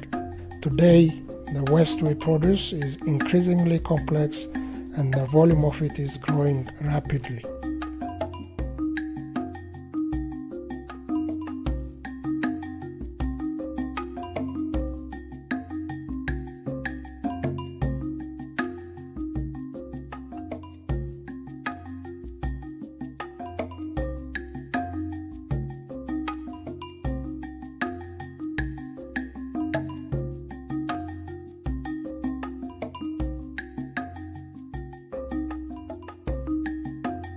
The issue of addressing open waste management is not only an environmental and climate issue, it's an economic and social issue, because the majority of the people that are affected by not doing the right thing are the poor and the vulnerable groups.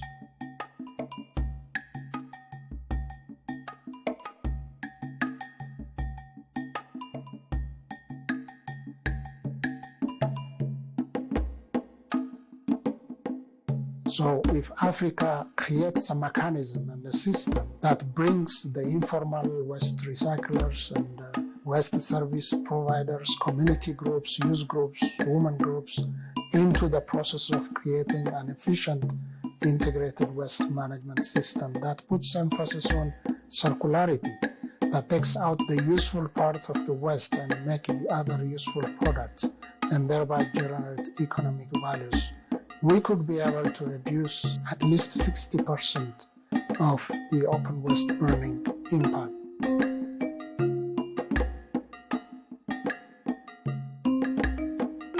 Together we can prevent irreversible impact on our health, environment and the economy.